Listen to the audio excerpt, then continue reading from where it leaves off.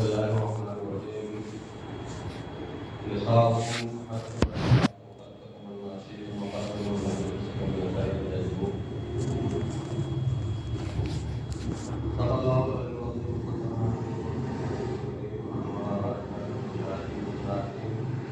والحمد لله رب العالمين.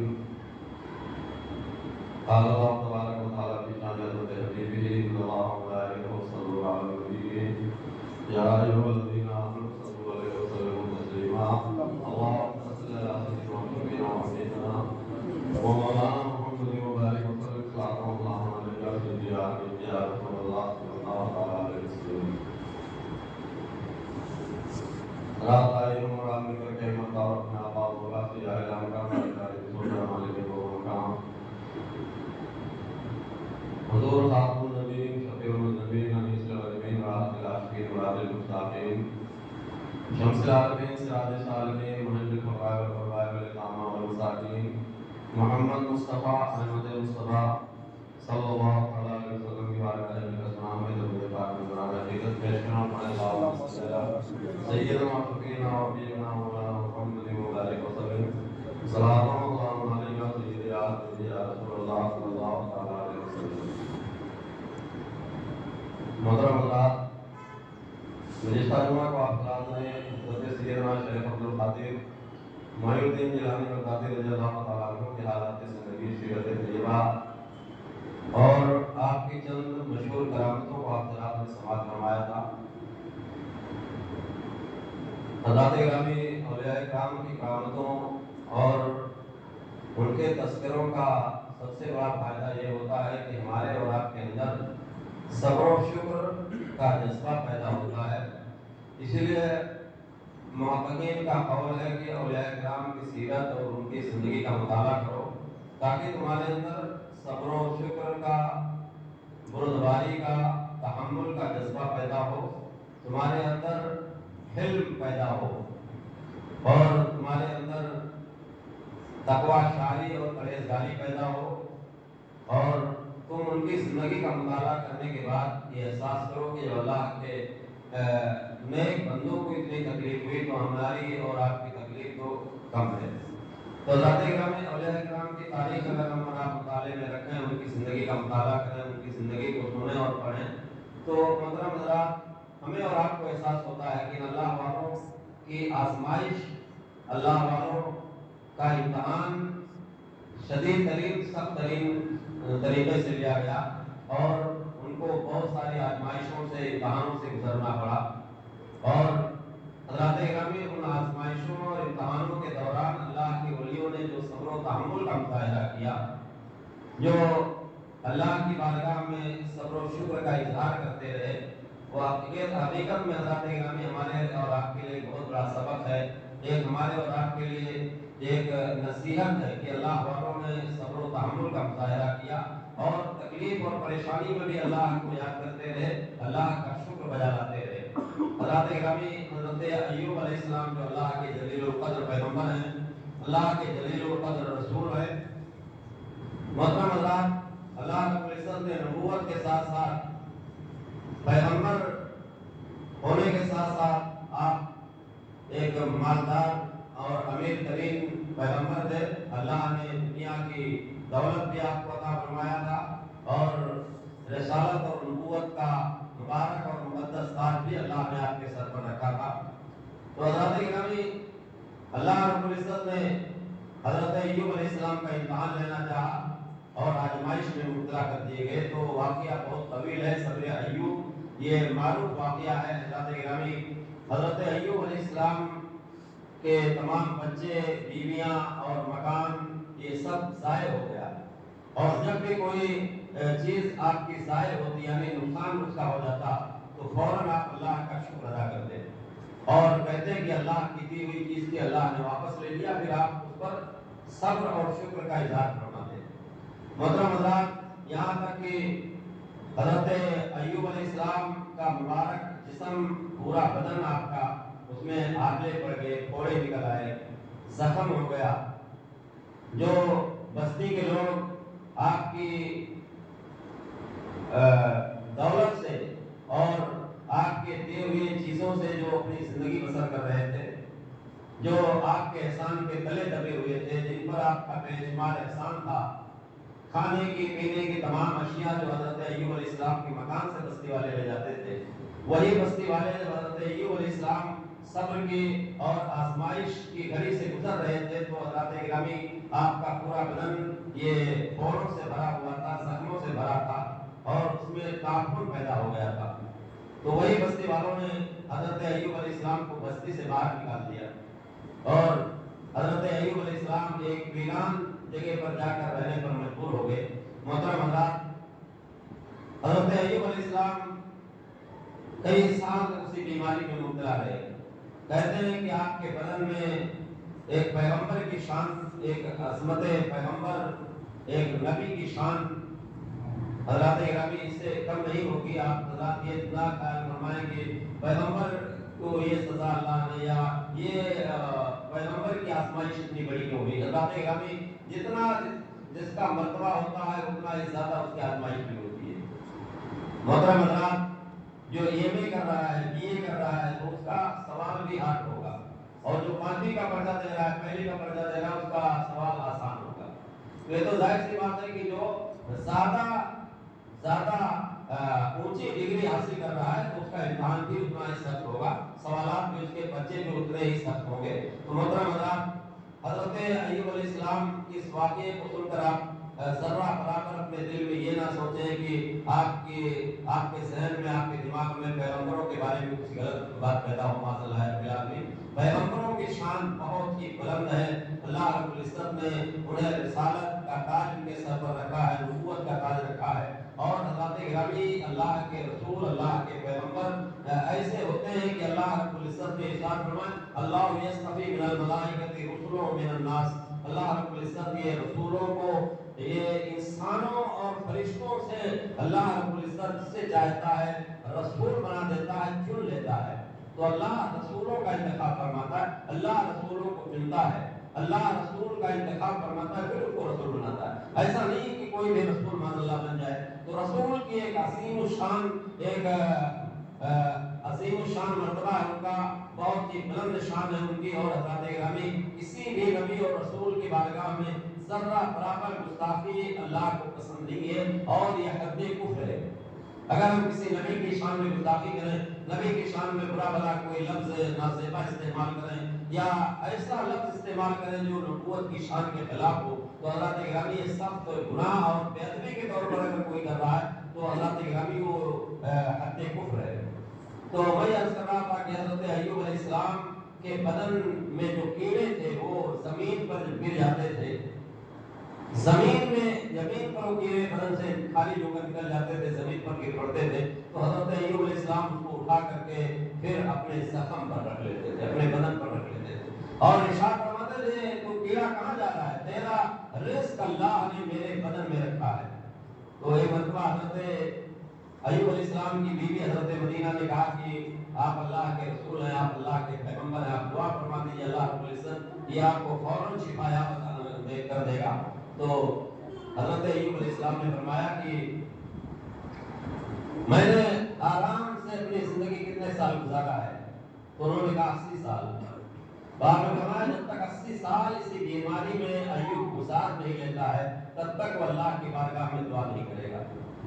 अगर मैं अल्लाह से दुआ करूं और अल्लाह मुझसे ये कह दे कि अय्यूब तुम 80 साल आराम से जिंदगी गुजार रहे थे, तो अब मुसीबत आ गई तुमसे, तुम दुआ कर रहे हो, तो मैं 80 साल इसी बीमारी में गुजारूंगा, उसके बाद मैं रब से दुआ करूंगा। हालांकि हज़रत अय्यूब अलैहिस्सलाम अगर लबकुशाई कर देते, अल्लाह की बारगाह में मारूज़ा अर्ज़ कर देते, अल्लाह की बारगाह में दुआ फरमा देते, अल्लाह की बारगाह में अर्ज़ कर देते मौला ये बीमारी खत्म फरमा दे, तो वो बीमारी फौरन खत्म हो जाती। अल्लाह के पैगंबर की शान ये है कि उनकी ज़बान से निकल जाए तो अल्लाह रब्बुल इज़्ज़त उनकी ज़बान को खाली नहीं फरमाता है, उनकी ज़बान फौरन अल्लाह पूरी फरमा देता है। लेकिन शान अय्यूबी और सब्र अय्यूबी ये है, तो हज़रत गिरामी हम जब औलियाए किराम की ज़िंदगी का मुताला करते हैं, बुज़ुर्गान दीन की तारीख को पढ़ते हैं, अल्लाह वालों की ज़िंदगी को पढ़ते हैं, तो हमें और आपको एहसास होता है कि अल्लाह के वलियों ने बड़ी बड़ी आजमाइशों और इम्तिहानों से गुजर करके अल्लाह की रज़ा हासिल किया, अल्लाह को खुश किया, अल्लाह को राज़ी किया उन लोगों ने, और अल्लाह की रज़ा हासिल किया। तो हज़रत गिरामी اولیاء کرام کی زندگی کا مطالعہ یقیناً ہمارے اور آپ کے ایمان کو پختہ اور مضبوط بناتا ہے۔ اولیاء کرام کی زندگی کا مطالعہ یقیناً ہمارے اور آپ کے ایمان میں ضیاء اور روشنی پیدا کرتا ہے۔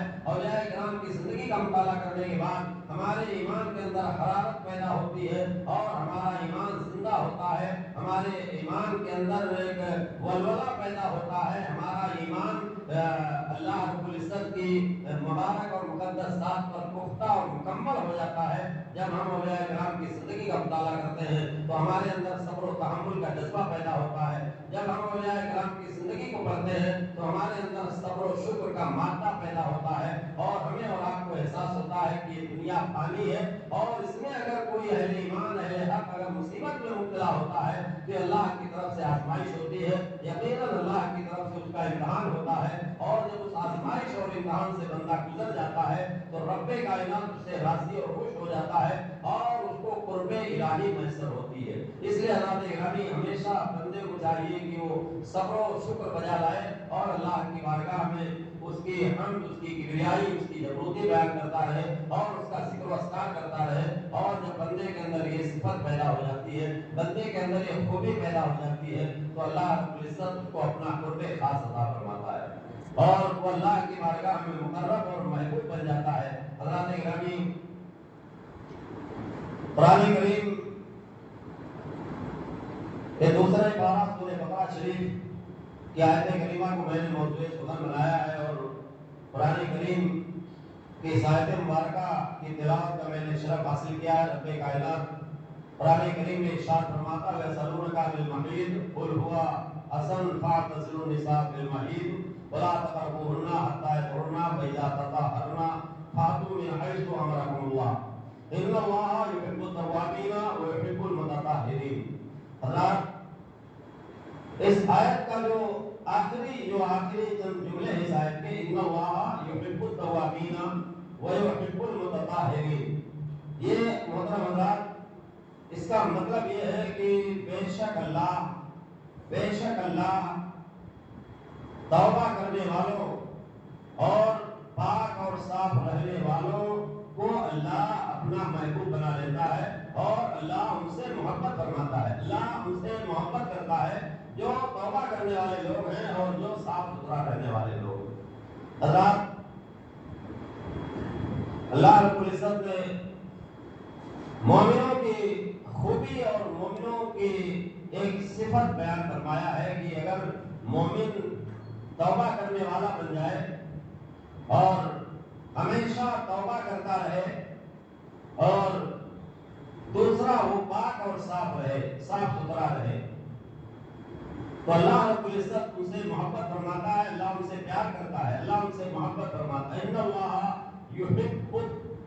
یحب کا مطلب ہوتا ہے حب کرنا، محبت کرنا۔ اللہ فرماتا ہے کہ اللہ ان سے محبت کرتا ہے۔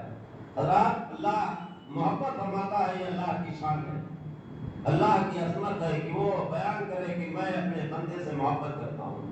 یہ اللہ کی شان رحیمی اور شان کریمی ہے کہ اللہ اپنی شان کریمی اور شان رحیمی سے ارشاد فرماتا ہے کہ میں اپنے اس بندے سے محبت کرتا ہوں۔ اب محبت کرنا اللہ رب العزت کی یہ شان کریمی ہے، اللہ کا احسان عظیم ہے، اللہ کا بہت بڑا کرم، بالائے کرم ہے کہ وہ فرماتے ہیں کہ میں اپنے بندے سے محبت کرتا ہوں۔ حضرات اللہ رب العزت نے یحب التوابین فرمایا ہے، میں محبت کرتا ہوں۔ حضرات اگر ہم اور آپ اندازہ لگائیں، غور کریں کہ اللہ اگر کسی بندے سے کہہ دے کہ میں تم سے محبت کرتا ہوں تو وہ بندہ کس قدر خوبیوں کا مالک ہوگا اور کتنا زبردست اور عظیم انسان ہوگا جس کے بارے میں اللہ فرمائے کہ میں اس سے محبت کرتا ہوں۔ اگر ہم دنیا داری کے حساب سے اس بات کو دیکھیں تو محترم حضرات عامدار، خاصدار، منتری اور بڑے بڑے ادھیکاری، بڑے بڑے آفیسر، اس میں سے اگر آپ سے کوئی کہہ دے کہ میں تم سے محبت کرتا ہوں، اگر کوئی منتری کہہ دے آپ سے کہ میں تم سے محبت کرتا ہوں تو آپ کتنا خوش ہوں گے، بیان نہیں کوئی کر سکتا ہے۔ اس کے لیے جملہ ہم نہیں لا سکتے، کتنا خوش ہوگا وہ بندہ۔ اور اپنے دوستوں میں، اپنے رشتے داروں میں، اپنے ہر محفل میں وہ کہتا پھرے گا کہ فلاں منتری یہ مجھ سے محبت کرتا ہے، اس پر وہ اتنا ناز کرے گا، اتنا فخر کرے گا، اتنا ناز کرے گا کہ کم ہے۔ ہر مجلس میں بس ایک ہی بات ہوگی کہ فلاں منتری نے کہا ہے کہ میں تم سے محبت کرتا ہوں۔ ایک دنیا کا منتری بول دیا، ایک دنیا کا بڑا آفیسر بول دیا، یا دنیا کا ایک بہت امیر ترین آدمی آپ سے کہہ دیا کہ میں تم سے محبت کرتا ہوں، تو تم پھولے نہیں سما رہے ہو، تم کنٹرول سے باہر ہو رہے ہو کہ ہم سے فلاں منتری محبت کر رہا ہے، فلاں آفیسر مجھ سے محبت کر رہا ہے، فلاں مالدار فلاں امیر آدمی مجھ سے محبت کر رہا ہے۔ اب اس میں تم کو اتنا ناز ہے تمہیں، اتنا فخر ہے تمہیں کہ ہر مجلس میں تم بیان کر رہے ہو۔ اور محترم حضرات، کبھی ہم نے غور کیا کہ ساری کائنات کا شہنشاہ، سارے عالم کا پروردگار، ساری دنیا پر جس کی حکومت ہے، ساری دنیا جس کے قبضے قدرت میں ہے، ساری دنیا کا جو خالق و مالک ہے، عرش و سماء کا جو مالک ہے، جو ہر شے کا خالق اور مالک ہے، رب کائنات تم سے کہتا ہے کہ میں تم سے محبت کرتا ہوں، تو اس پر تمہیں فخر نہیں ہے، اس پر تمہیں ناز نہیں ہے کہ اللہ مجھ سے کہہ رہا ہے، اللہ آپ سے کہہ رہا ہے کہ میں تم سے محبت کرتا ہوں۔ تو حضرات، اللہ رب العزت اگر یہ کہہ دے کہ میں تم سے محبت کرتا ہوں، تو میں تو سمجھتا ہوں کہ انسان کی سب سے بڑی عظیم معراج ہے کہ اللہ اس سے کہہ دے کہ میں تم سے محبت کرتا ہوں۔ اس سے بڑی انسان کی معراج ہو ہی نہیں سکتی ہے، اس سے زیادہ انسان کو بلندی ہی نہیں مل سکتی ہے، اس سے زیادہ انسان بلند ہی نہیں ہو سکتا ہے کہ تمہارا خالق، تمہارا مالک، تمہارا رزاق، تمہارا رازق تم سے یہ کہہ رہا ہے کہ میں تم سے محبت کرتا ہوں۔ اللہ نے کہا انسان حقیر انسان سے، ایک معمولی انسان سے رب کائنات فرما رہا ہے کہ میں تم سے محبت کرتا ہوں۔ تو محترم حضرات، اس پر اہل ایمان کو ناز ہونا چاہیے، فخر ہونا چاہیے کہ ہمارا رب مجھ سے محبت کر رہا ہے، ہمارا رب مجھ سے یہ کہہ رہا ہے کہ میں تم سے محبت کروں گا، میں تم سے پیار کروں گا، میں تم کو اپنا محبوب اور دوست بنا لوں گا، میں تم سے محبت کروں گا۔ شرط یہ ہے کہ تمہارے اندر دو صفت پیدا ہو جائے، تمہارے اندر دو خوبی پیدا ہو جائے، تمہارے اندر دو چیزیں پیدا ہو جائیں۔ ایک، توابین بن جاؤ تم، توابین توبہ کرنے والے، اپنے گناہوں سے معافی مانگنے والے، اپنے گناہوں سے تائب ہونے والے، اور دوسرا صاف ستھرا اور پاک رہنا۔ ان اللہ یحب التوابین ویحب المتطہرین، اللہ توبہ کرنے والوں سے اور پاک رہنے والوں سے محبت فرماتا ہے۔ تو حضرات، یہ دو صفت جب ایک مومن کے اندر پیدا ہو جاتی ہے، جو دو خوبی انسان کے اندر پیدا ہو جاتی ہے، تو اللہ اس سے محبت فرمانے لگتا ہے۔ ایک وہ لوگ جو توبہ کرنے والے ہیں، اور دوسرے وہ لوگ جو صاف ستھرا رہنے والے ہیں، پاک رہنے والے ہیں۔ حضرات، توبہ کا مطلب کیا ہوتا ہے اور توبہ کسے کہا جاتا ہے؟ توبہ ایک تائب سے بنا ہے۔ تائب کا مطلب ہوتا ہے رجوع ہو جانا، یا اپنی کسی بات کو واپس لے لینا، ہم اگر آسان جملوں میں کہیں تو مطلب حضرات، تائب کا مطلب ہوتا ہے رجوع ہو جانا، اپنی بات کو واپس لے لینا، یا جو اپنا کوئی کام کیا ہے اس سے اس کام پر افسوس کرنا، شرمندہ ہو جانا، نادم ہو جانا، اور اس کام کے بارے میں یہ کہنا کہ میں اس بات کو یا اس کام کو واپس لیتا ہوں، یہ مجھ سے غلطی ہوگی۔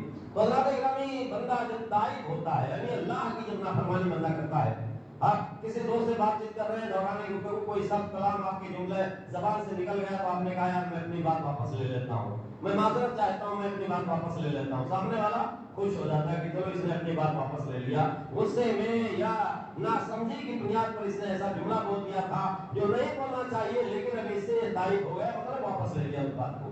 تو حضرات گرامی، سامنے والا بندہ، سامنے والا آدمی آپ سے خوش ہو جاتا ہے کہ چلو اس نے اپنی بات کو واپس لے لیا۔ تو اسی طرح حضرات گرامی، جب بندہ اللہ کی نافرمانی کرتا ہے، اللہ کی بارگاہ میں سرکشی کرتا ہے، اللہ کی نافرمانی کرتا ہے، اللہ کے فرمان کو نہیں مانتا ہے، اللہ کے قانون کو توڑ دیتا ہے، اور حدود اللہ کو توڑ دیتا ہے، اور جب اس کو احساس ہوتا ہے کہ میں نے یہ غلط کیا، میں نے حدود اللہ کی حد کو میں نے تجاوز کر دیا، میں حدود اللہ کو توڑ دیا، میں نے اللہ کے بنائے ہوئے قانون کو توڑ دیا، اللہ کے حکم کو میں نے نہیں مانا، اللہ کی نافرمانی ہم نے کیا، اور جب احساس اس بندے کو ہو جاتا ہے اور وہ بندہ تائب ہو جاتا ہے، مطلب رجوع ہو جاتا ہے، وہ کہتا ہے اللہ یہ مجھ سے غلطی ہو گئی، یا اللہ مجھے معاف کر دے، اللہ سے کہتا استغفر اللہ، اے اللہ مجھے معاف کر دے، استغفر اللہ ربی، اے میرے رب مجھے معاف کر دے، بالکل ذنبی واتوب الیہ، میں اپنے ہر قسم کے گناہ سے معافی مانگتا ہوں، ہر قسم کے گناہ سے میں توبہ کرتا ہوں۔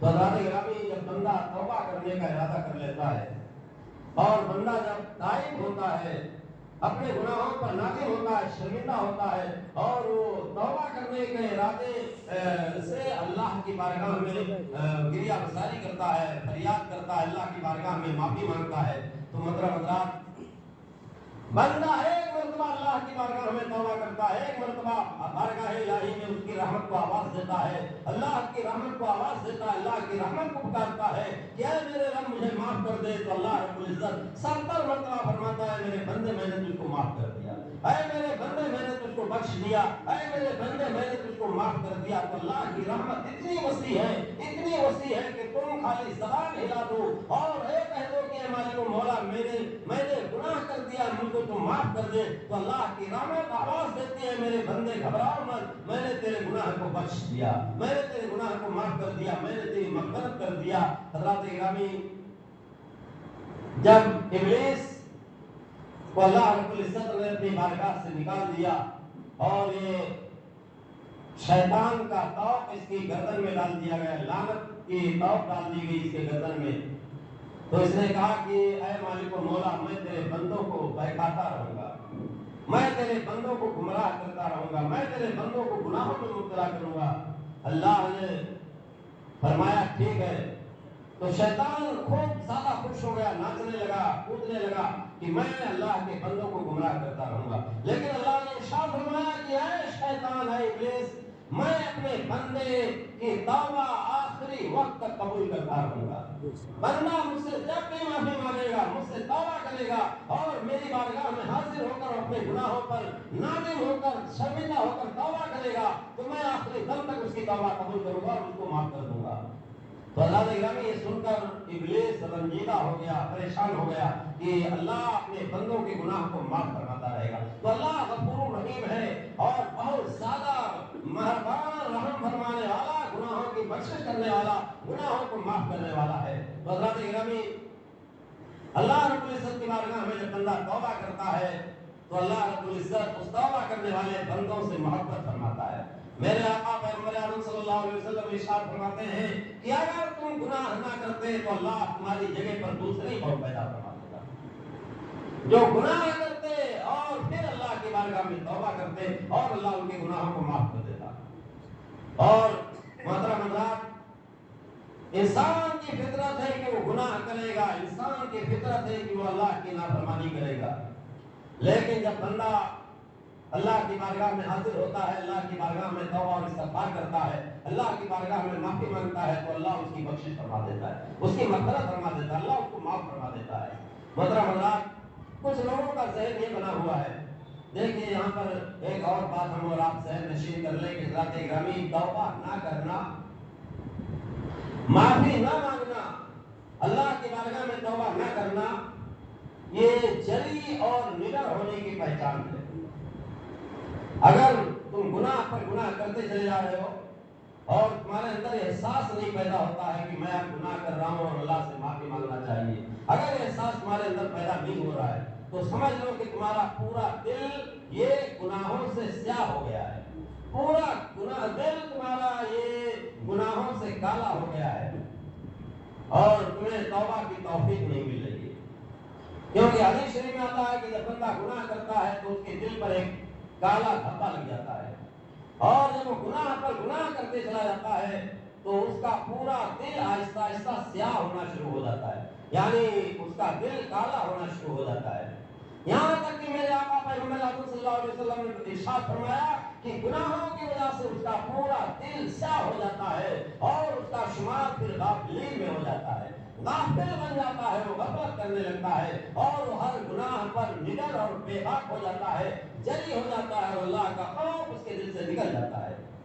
محترم حضرات، اللہ غفور رحیم ہے، یہ احساس مت کرو کہ اللہ مجھے माफी नहीं करेगा। मेरे आका पैगंबर आज़म सल्लल्लाहु अलैहि वसल्लम ने इरशाद फरमाया कि दिलों को जंग लग जाती है जिस तरह लोहे को जंग लग जाती है। सहाबा ने अर्ज किया, या रसूल अल्लाह, हम लोहे की जंग को, लोहे की मैल को आग से निकाल देते हैं, तो ये बताइए कि दिल की जंग कैसे दूर हो। तो मेरे आका ने इरशाद फरमाया, कसरते दरूद शरीफ और कसरते कुरान करीम की तिलावत करो कसरत से कुरान की, और दरूद शरीफ कसरत से पढ़ो। अल्लाह ताला तुम्हारे दिल को पाक साफ कर देगा।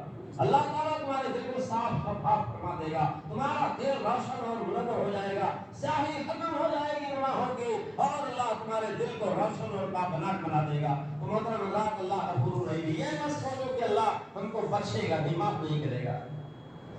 हज़रात, अल्लाह गफूर रहीम है। अल्लाह की शान करीमी बहुत ही ज्यादा बुलंद है। अल्लाह बख्शिश फरमा देता है, अपने बंदों को माफ कर देता है। एक सहाबी हुजूर सरकार दो आलम सल्लल्लाहु अलैहि वसल्लम की खिदमत में हाजिर हुए, अर्ज करने लगे, या रसूलल्लाह, मैं बहुत गुनहगार हूँ। आराबी साहबी हैं, जिहादी साहबी हैं, अर्ज करते हैं, या रसूलल्लाह, मैंने बहुत गुनाह किया है, मैंने बहुत सारा गुनाह किया, क्या अल्लाह मुझे बख्श देगा? मेरे आका ने इरशाद फरमाया कि क्या तेरे गुनाह ये समंदर के पानी से ज्यादा हैं, समंदर के कतरों से ज्यादा हैं? तो उसने अर्ज किया, या रसूलल्लाह, उससे भी ज्यादा। मेरे आका ने इरशाद फरमाया, क्या जंगलों के सर्रों से भी तेरे गुनाह ज्यादा हैं? उसने अर्ज किया, या रसूलल्लाह, जंगलों के सर्रात से भी मेरे गुनाह ज्यादा हैं। मेरे आका ने इरशाद फरमाया कि क्या आसमान के सितारों से भी तेरे गुनाह ज्यादा हैं? उसने अर्ज किया, या रसूलल्लाह, आसमान के सितारों से भी मेरे गुनाह ज्यादा हैं। तो मेरे आका पैगंबर आज़म सल्लल्लाहु अलैहि वसल्लम ने इरशाद फरमाया कि क्या तेरे गुनाह अल्लाह की रहमत से भी ज्यादा हैं? ये सुनकर आराबी सहाबी रोने लगे, खामोश हो गए, और उनकी आंखों से आंसू जारी हो गए। अर्ज करने लगे, या रसूलल्लाह, अल्लाह की रहमत से मेरे गुनाह कभी ज्यादा नहीं हो सकते हैं। नबी करीम सल्लल्लाहु अलैहि वसल्लम ने इरशाद फरमाया कि अल्लाह गफूर रहीम है, तुम्हारे तमाम गुनाहों को अल्लाह माफ फरमा देगा। ला इलाहा इल्लल्लाह मुहम्मदुर रसूलुल्लाह पढ़ दो, अल्लाह तुम्हारी मग़फ़िरत फरमा देगा, अल्लाह तुमको बख्श देगा, अल्लाह तुम्हारी मग़फ़िरत फरमा देगा। तो हज़रात गिरामी, देखा आपने कि इतना बड़ा गुनहगार बारगाह नबूवत में हाजिर होता है, तो मेरे आका उसके लिए बशारत सुनाते हैं, खुशखबरी सुनाते हैं कि अल्लाह तुम्हारे सब गुनाहों को बख्श देगा। आसमान के सितारों से भी अगर गुनाह ज्यादा हैं, जमीन के सर्रों से गुनाह ज्यादा हैं, समंदर के पानी और कतरों से गुनाह ज्यादा हैं, तब भी अल्लाह गफूर रहीम है, तुमको बख्श देगा। अल्लाह की शान करीमी है कि अल्लाह तुम्हें माफ कर देगा, लेकिन शर्त है कि तुम अल्लाह की बारगाह में हाजिर हो जाओ। अल्लाह की बारगाह में अपने गुनाहों से नादिम होकर, शर्मिंदा होकर अल्लाह की बारगाह में तौबा और इस्तिग़फ़ार करो। अल्लाह रब्बुल इज्जत तुम्हारे लाखों गुनाहों को माफ फरमा देता है। अल्लाह तुम्हारे लाखों गुनाहों को बख्श देता है, करोड़ों गुनाहों को माफ कर देता है। मैं कहता हूँ अरबों गुनाहों को अल्लाह माफ फरमा देता है।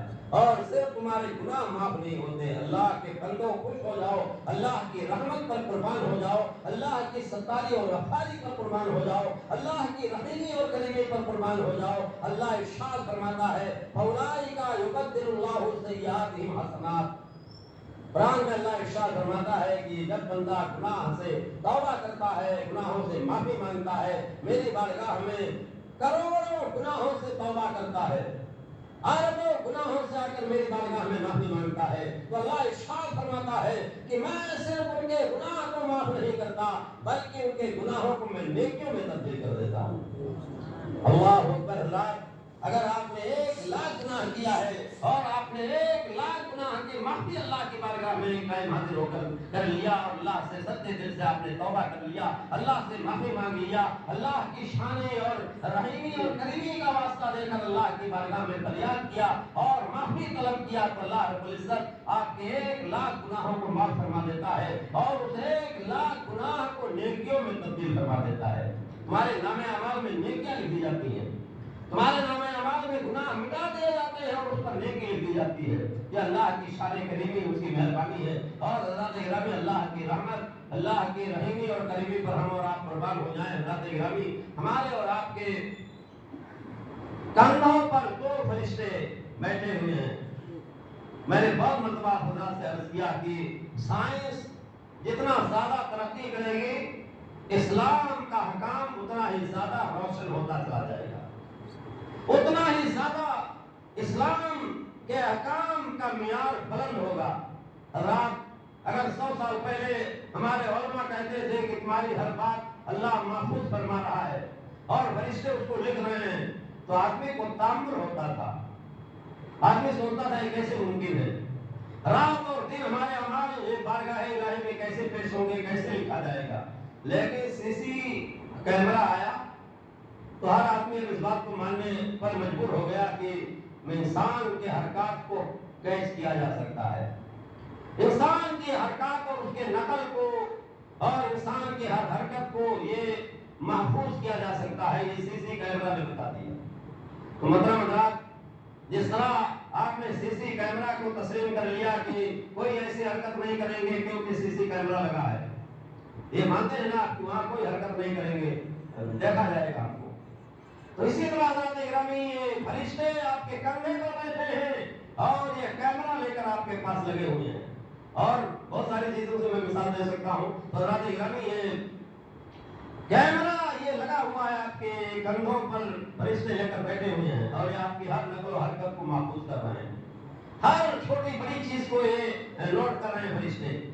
तो रात जब ये फरिश्ता, एक फरिश्ता जो है नेकी लिखता है और एक फरिश्ता बुराइयों को लिखता है। हदीस शरीफ में आता है कि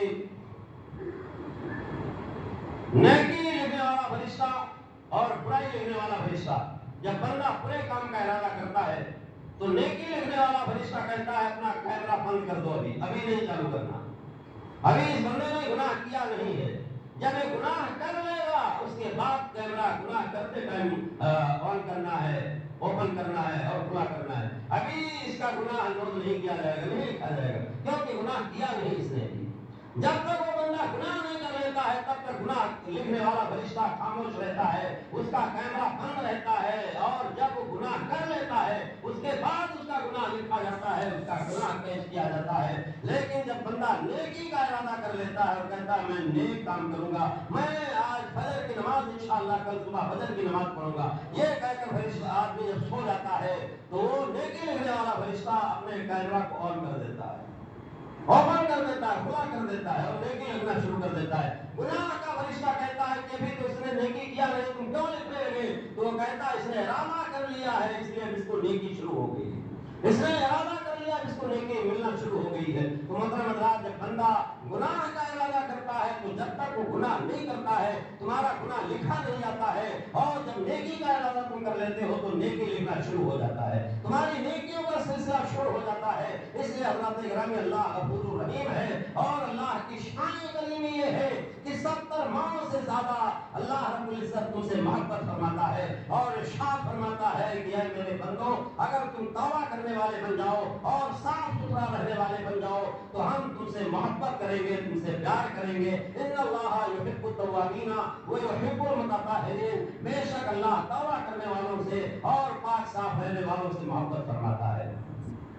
अल्लाह कुरान करीम के दूसरे पारे सूरह बकरा शरीफ की आयत करीमा है, और ये मैंने आयत करीमा का आखिरी चंद जुमला आपकी खिदमत में अर्ज किया है। वैसे पूरी आयत करीमा का तर्जुमा आप जरा समाप्त कर लो और एक मसला आप तक इंशाअल्लाह पहुंच जाएगा।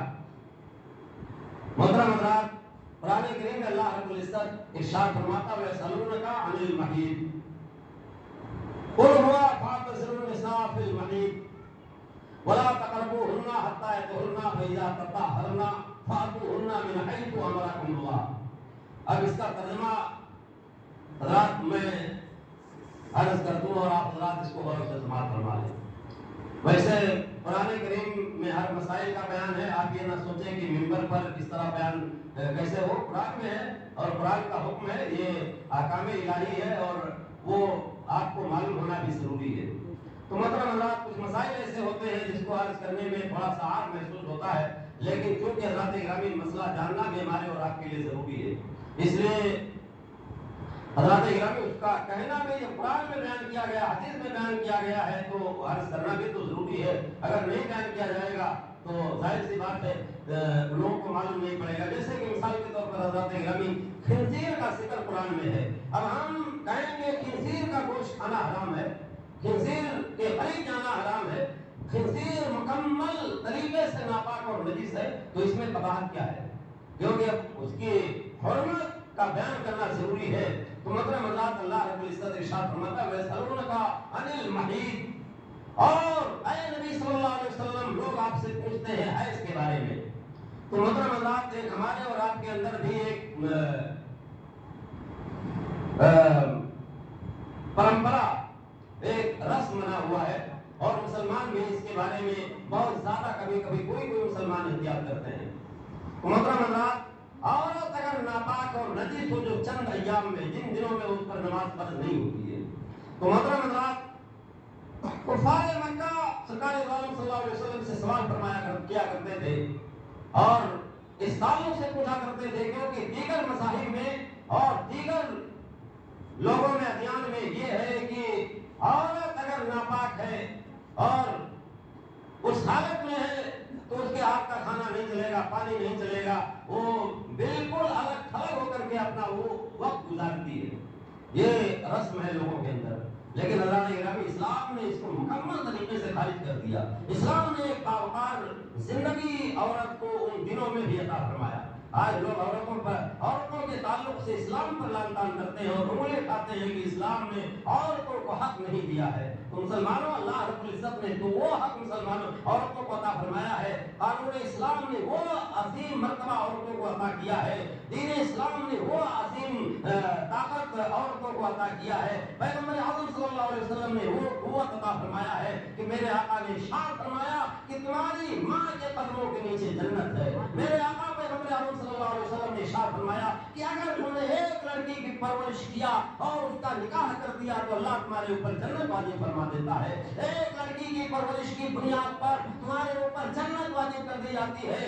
ایک عورت جو ماں کی شکل میں تمہاری ہے اس کی خدمت کرنے پر تمہارے قدموں کے نیچے جنت آ جاتی ہے اور تم جنت حاصل کر لیتے ہو. میرے آقا پیغمبر اعظم صلی اللہ علیہ وسلم نے عورتوں کو وہ مقام عطا فرمایا ہے. کہیں بیٹی کا مرتبہ دیا تو کہیں ماں کا مرتبہ عطا فرمایا, کہیں بہن کا مرتبہ عطا فرمایا. تو حضرت گرامی میرے آقا پیغمبر اعظم صلی اللہ علیہ وسلم نے عورتوں کو وہ حقوق عطا فرمایا ہے جو دنیا کا کوئی ادیان دے نہیں سکتا ہے, دنیا کا کوئی دانشور اور مدبر نہیں دے سکتا ہے. لیکن کیچڑ مذہب اسلام کے قانون پر ماشاءاللہ اٹھایا جاتا ہے. تو حضرت گرامی لوگوں کے اندر ایک معاشرے کے اندر ایک رسم ہے کہ عورتیں اگر ناپاک ہوں, عورتیں اگر نجس ہوں تو ان کو باسوں میں رکھ دیا جائے, ان کا بستر الگ کر دیا جائے, ان کے کھانے پینے کا برتن اور پلیٹ الگ کر دیا جائے, ان کے پانی پینے کے برتن اور ضرور الگ کر دیے جائیں. حضرات گرامی یہ لوگوں کا رسم ہے. لیکن ہمارے اسلام مذہب اسلام نے قرآن کریم میں ارشاد فرمایا وَيَسْأَلُونَكَ عَنِ الْمَحِيضِ قُلْ هُوَ أَذًى فَاعْتَزِلُوا النِّسَاءَ فِي الْمَحِيضِ